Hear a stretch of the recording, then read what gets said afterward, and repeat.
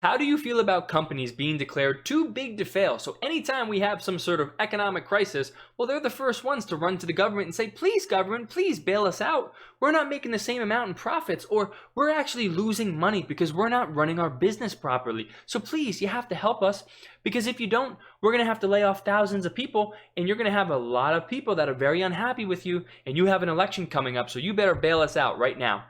It's pretty much how it works. And all these government officials, they constantly do it over and over again, no matter what they really say. Because when they campaign, a lot of them say, we'll never bail out again, and then they wind up doing the same thing. But first and foremost, when it comes to government bailouts, you and I have to foot the bill. So do we ever get to see any of the profits? Of course not. That's a rhetorical question. You know the answer to that. We never get to see any of the profits, but yet we're the ones that have to foot the bill. So I say we got to put a stop to that. Definitely with the big corporations. And that's kind of what we'll walk into right now, because I'm going to give you my thoughts on this, because it's something I feel very strongly about. So first, we're going to go back to the 2008 financial crisis, because it's one of the crises that I lived through. I was in middle school at the time, so no, I don't remember it at the time, but I'm just trying to say, yeah, I was alive during it. And I obviously don't remember living through it simply because I wasn't interested in politics and the economy when I was in 7th or 8th grade. I was worried about sports, or, who was texting me on my phone, something like that. But looking back on it now, because I have at least the knowledge or the awareness of what it would have been like, what happened was companies started failing, and you can get into who started it, who's to blame, but I'm just saying you had a certain sector fail, whether it was the housing market and then the banks, and then everyone else kind of started failing too. It was like a domino effect. So these companies were either going to have to fail, or they were going to have to get bailed out. And they ran to the government with that same thing I kind of led off with. But if you don't bail us out, you're going to have a lot of people unhappy with you. You're going to lose your next election. So bail us out. So we bailed them out. How did it work out for us? Well, not too well, because it increased the wealth inequality gap, right? All that money went to the top, never came down to the bottom. So, did it do any good for us? Well, obviously not, on a grand scale. But I'm going to give you my thoughts about how do I feel about government bailing out these big corporations. Well, I say let them fail.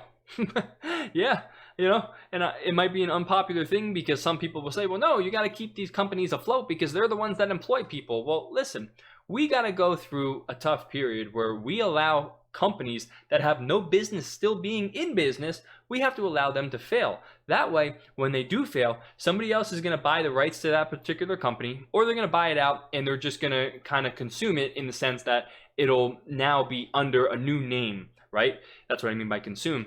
And they'll restructure that business. They'll run it more efficiently, meaning the next time there's some sort of economic crisis, they're not going to need a bailout. They're going to pull back some of those profits as an emergency savings or something along those lines. I'm sure there's some sort of business technical term. But what I'm trying to say is, if you remove that safety net, now companies are going to have to say, well, we're not going to get bailed out, so we got to make sure we're doing the right thing and that we can survive some sort of shutdown. So let's move on, because some people might say, well, I agree with you with the big businesses. What about the little businesses? So don't worry, I got an answer for you. So during this recent shutdown of 2020, we forced businesses to close. And the reason was for that was for not spreading the virus, et cetera, et cetera. So what do I feel about this? Should little companies be bailed out too? Mom and pop shops? No. No. And you might say, ooh, wow, you're cold-hearted. And the reality is, yeah, in the sense that I'm rooted in personal responsibility, personal accountability. So if you decide you want to open up a business, it's going to be up to you to keep that business running. You're going to have to structure it in a way that it's profitable, that you have money saved aside, so that way if there is a shutdown, if there's some sort of economic turmoil where not as many people are purchasing your goods and you're operating on, not as much of a profit, you can stay afloat.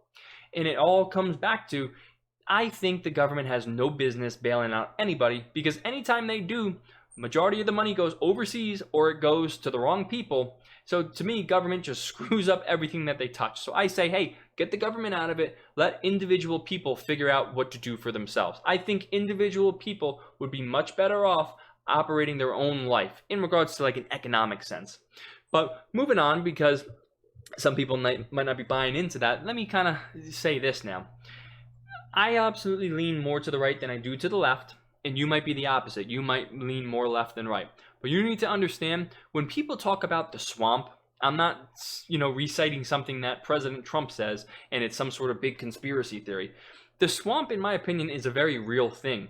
And it's Democrats and Republicans because when you get down to it, they are two sides of the same coin, man. They fight for the same thing, and it ain't you and me that they're fighting for. They say they fight for you and me, but really they fight for the big corporations, or they fight for the lobbyists, they fight for people in foreign countries. It's never you and me. They always give us those little breadcrumbs to fight over. Well, oh, this party wants to help us here, this party wants to help us there. Oh, this one's holding up the stimulus package. So we fight with each other, and when we're distracted fighting with one another, they're sleeping with, the big corporations. They're in the same bed with them, and they're walking away with all the money. And you and I, right? What's happening to our salaries? Well, they're going down. Our dollar, it's going down. So just something that I wanted to kind of get out there. You can let me know how you feel about that. But in the end, I really don't think the government has any business shutting us down or bailing us out. I think if you get the government out of people's lives, it's going to make people become more responsible because they're not going to have that little cushion to, that government helping hand. People are going to have to figure it out on their own.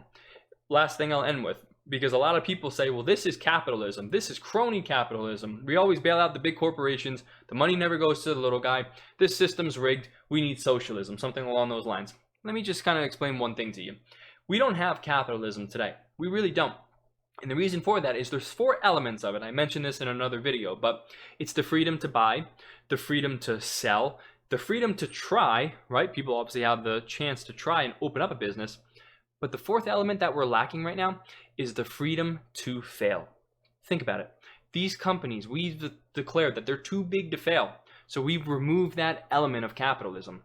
You allow these companies to fail, you'll see real quick, those that wind up buying out these companies, they're going to make sure their companies under their new management don't fail. And then you're actually going to see a true form of capitalism where whenever there's an economic turmoil, they're going to look at the government and they're going to say, nah, we're good. We don't need bailout money. Another way we achieve that is by not giving the government the power to send taxpayer money to these big corporations to be bailed out in the first place. But let me know what you think about this one. Do you feel companies still should be bailed out and it's important to keep the economy rolling? Do you still think small businesses should be bailed out? Want to hear your thoughts because this topic ain't going nowhere. Obviously because Democrats control the House and the Senate, so you're probably going to see a new stimulus package coming through. And who knows with how long they want to keep us shut down. They might be talking about a new bailout package just because we have to keep more businesses afloat, something along those lines. But I appreciate you checking out the video, and I hope to see you again sometime soon.